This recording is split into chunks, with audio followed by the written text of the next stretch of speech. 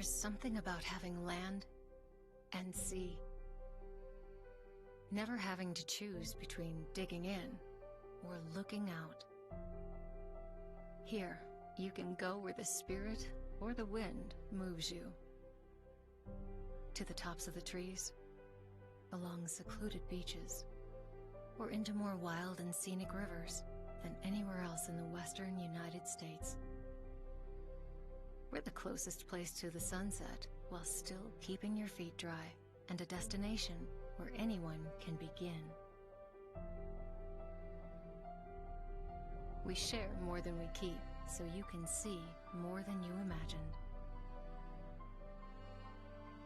This is a place you have to touch, hold, and feel to believe.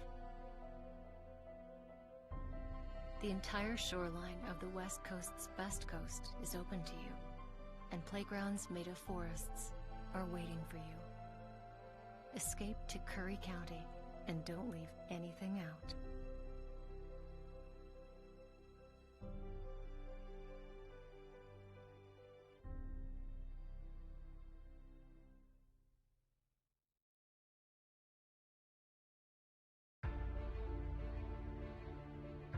If yours is the next big idea, and you need the right place to fine-tune it, build it, launch it, if you're only your best when you can play more than you work, if inspiration comes from the outside, you belong in Curry County. The westernmost point of the land you love, and the edge between familiar and uncharted. Break the pattern. Be where the airports are as close as the beaches, and industry and recreation never cease to amaze. Dock, dive, and dine in a single day, and never lose your connection. This is the threshold of the West. Live where you can do you, and do it well, at the farthest point from ordinary. Curry County, living on the edge.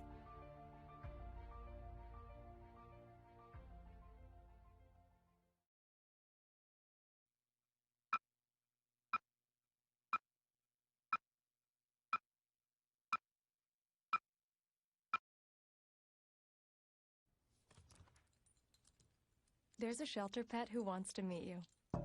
Meet one today. Visit theshelterpetproject.org. Adopt.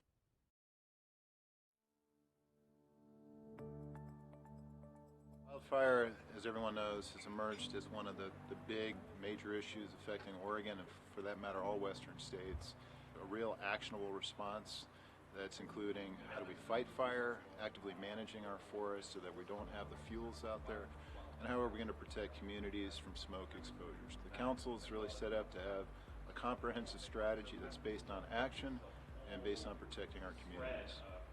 The primary focus we as a board have come through with is that in researching the policies for fire management, yes, prescribed fire has its place on the landscape, but not during fire season. We, as a county, passed a proclamation that says once the state fire marshal declares fire season, it'll be nothing but full suppression, and recently took a resolution to the National Association of Counties, essentially says that they support coordination between agencies and local governments for the health, safety, and welfare of the citizens regarding fire. Prescribed fire, fire season, anything that affects our citizens. This is Lily Morgan from Josephine County, and we are at the Rogue Leadership Forum today, looking at the best possible partnerships that we can come up with to fight the fire issues and the smoke issues that we're facing in Southwest Oregon.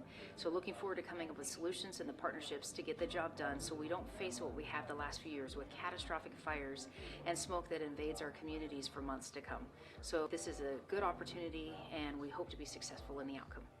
Seeing so many people come together has really been exciting for me because there's a lot of expertise, there's a lot of resources, and as we attempt to do a shared stewardship approach to keeping people safe, it's really important that we get together. So my name is Merv George Jr., and I'm the Forest Supervisor for the Rogue River Siskiyou National Forest. The first things is making sure to get fires out if they're threatening life and property. The second thing that I'm going to focus in on is when it's safe to do so, to put some fire on the landscape when it's cooler and not during fire season to reduce these same fuels that are giving us so much fits during the fire season.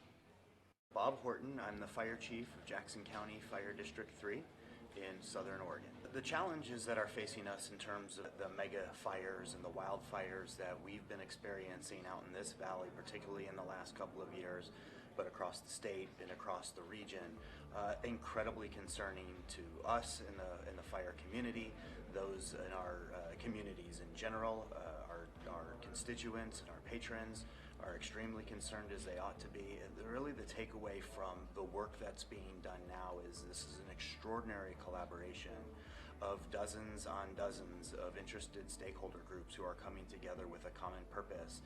It's really an inspiring showing of humanity to not only be able to provide for a greater quality of life for our people, but to be strong stewards of our land, so that our future for us and generations to come is incredibly bright. Very pressing issue. It's bearing down on us. Fire season is approaching, and I am really interested in preventing my home and other homes in my community from being impacted by wildfire, specifically from being burnt down. That's my main reason for being involved. Quite a collaboration of folks. We're here looking for practical solutions to help us unravel some of the issues surrounding wildfires today here in the state of Oregon. And my focus really is on planning for large wildfire events in advance of their occurrence. That way, when they do occur, we can respond more appropriately to those situations. Well, I just think it's grand if all of the people all over the state have come together today to be concerned about water. It just warms my heart, because I know that they really will leave here today feeling more impressed about the water, because I have told them that we're all born in water. We cannot live without it. It's our job to take care of it, stop the garbage in the rivers and streams and oceans, because there's life in that water, and it's our job to keep it clean for them. Because we cannot live on this planet without the animal kingdom. I was in Ohio at the Ohio River with Dr. Emoto, the Japanese scientist who had proven water could heal. He and I stood on the riverbank and blessed the Ohio River that they had us come to do. And I prayed that God has still kept the river good for them over there. We were taught when we were little that prayer works. You too will remember your prayers, because they work. It has nothing to do with religion or church.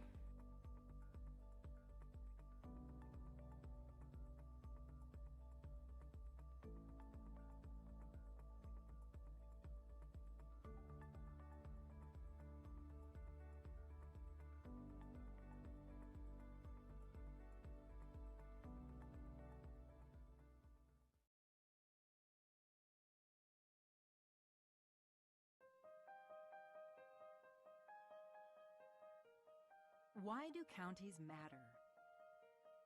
Simple. Counties provide the services we all depend on. If you're concerned about crime, get a regular flu shot. Drive to work. Take public transportation. Or experience a natural disaster in your community. Chances are you benefit from county services. That's why counties matter.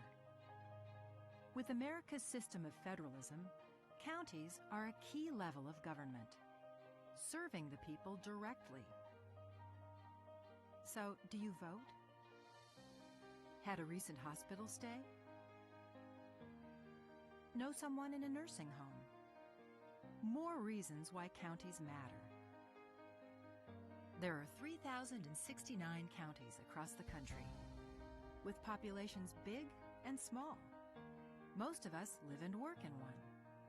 Even the nation's capital is considered a county. These county governments ensure that the food you eat in restaurants is safe. They care for the mentally ill, run court systems, build local economies, and operate 911 emergency systems. They manage parks and recreation facilities, and the list goes on.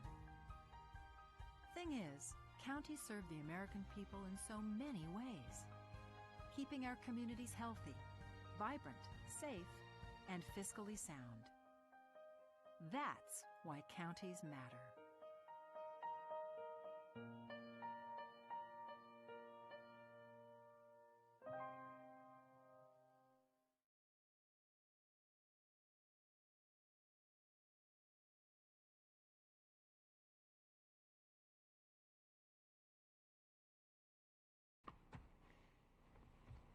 Microphones, everyone. We are right on schedule. Thank you, staff. We're going to call this meeting to order, January 12th, 2021. Special meeting. Please join me in the Pledge of Allegiance. I pledge allegiance to the flag of the United States of America and to the republic for which it stands, one nation, under God, indivisible, with liberty and justice for all.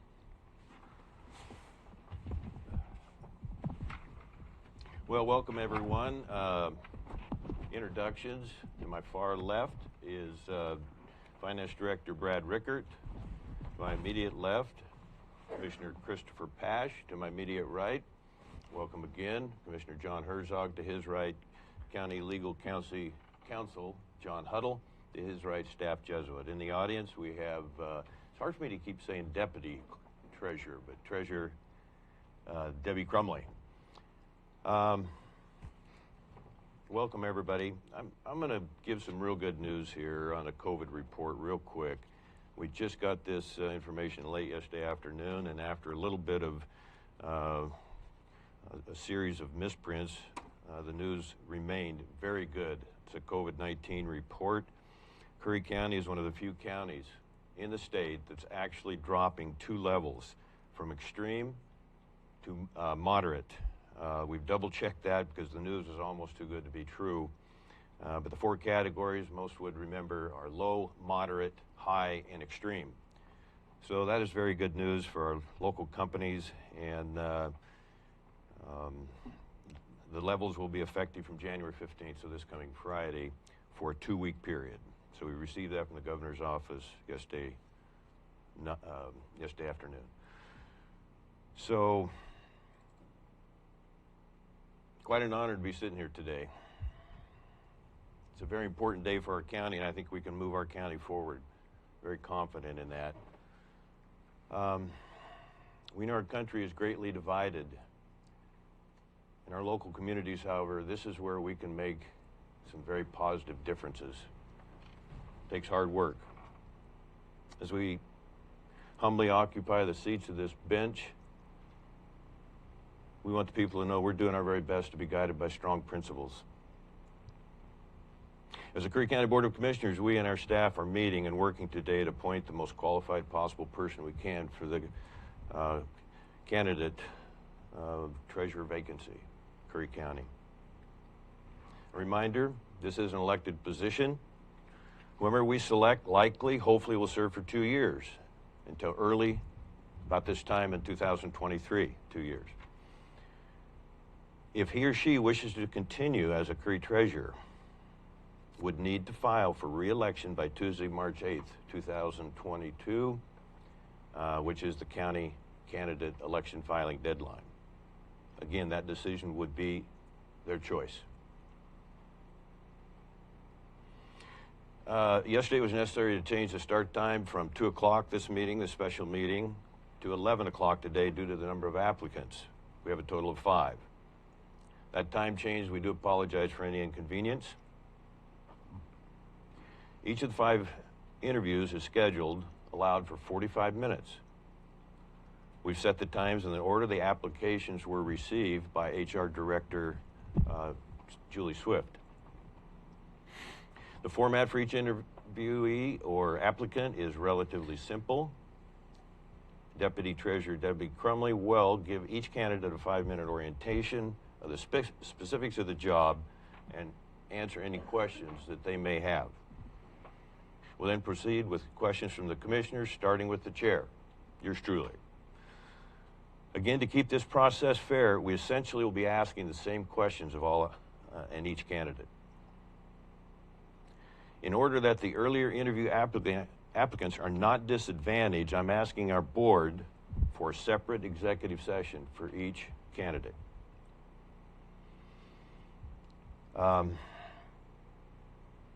Finally, I'm guessing around 3:30, excuse me, we would go into executive session for each of those. Finally, I'm guessing around 3:30, we'll finish the day in regular session, if there's agreement here, to discuss, dialogue, and deliberate in our decision and in full public view.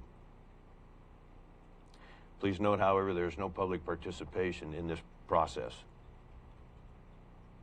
So, board, can I get an agreement on the executive sessions individually? Commissioner Pash? You might want to do the approval and amendments to the agenda first. Okay. We are true. I'll move to, well, you want to ask if there's any amendments? I don't think we need a motion, but if we have board agreement, that would be very helpful to know. No, sir. On number 2, we have to do the approval and amendments to the agenda. We can come right back to that. So can we stay on this subject real quick? And do you have an agreement with that?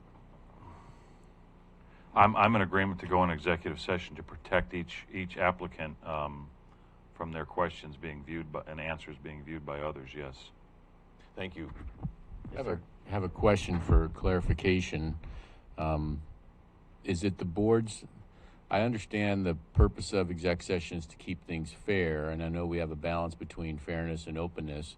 Is it, I can think of one example in the past where after the exec session purpose was served, we have actually opened the exec session recording as public. Would that also be something the board would entertain? I would. I wouldn't. I don't know what the basis would be for that. Why? Oh, I see. Is there a need to do that? Or well, benefit?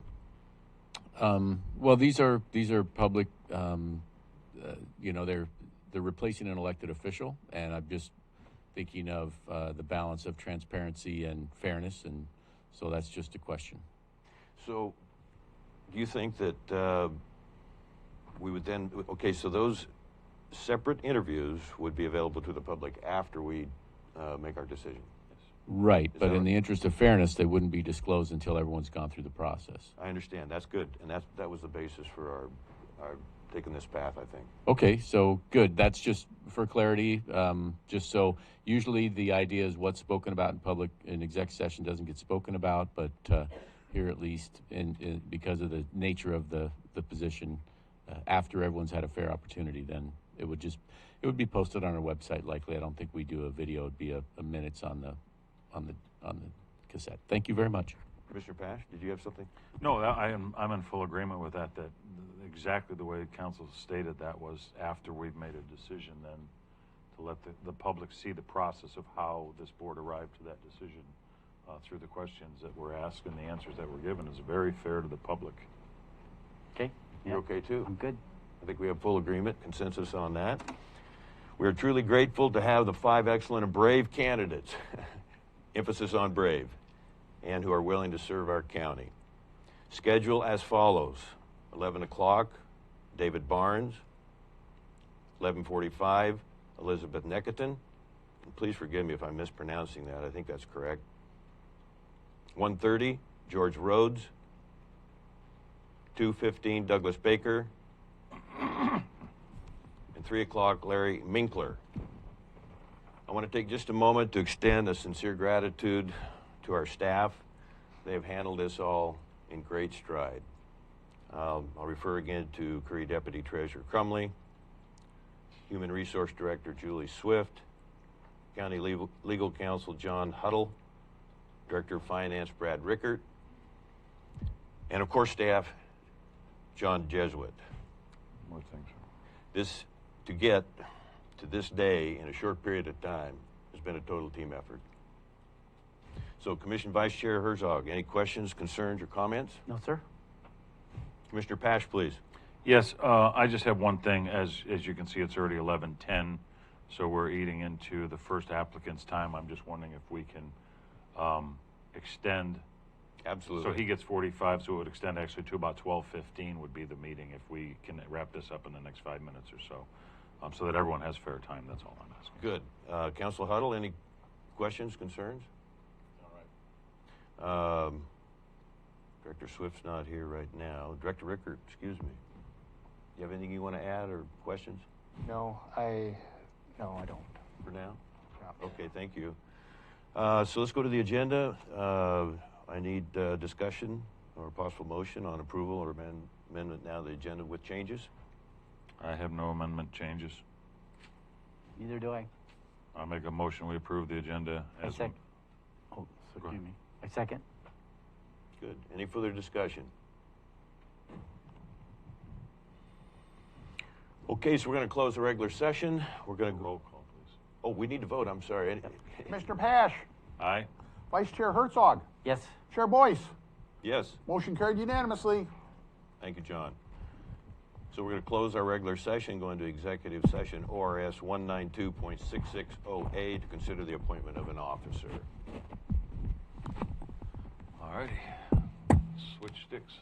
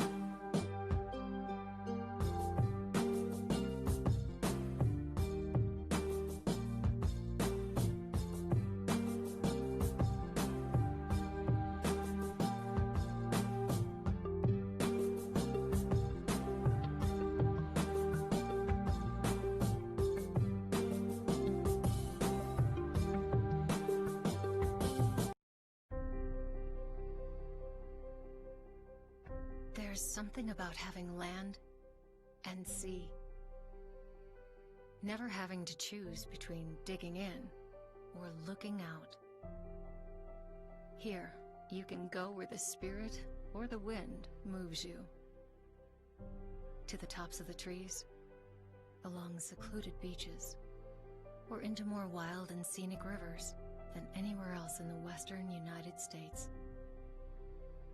We're the closest place to the sunset, while still keeping your feet dry, and a destination where anyone can begin.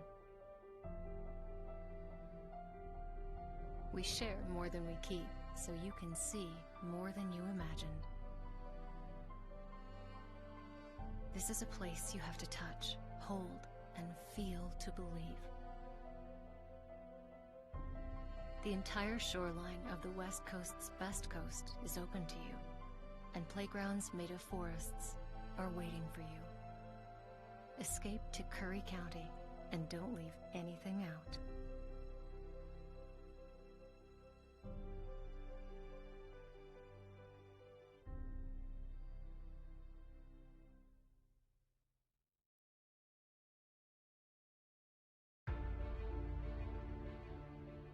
If yours is the next big idea, and you need the right place to fine-tune it, build it, launch it, if you're only your best when you can play more than you work, if inspiration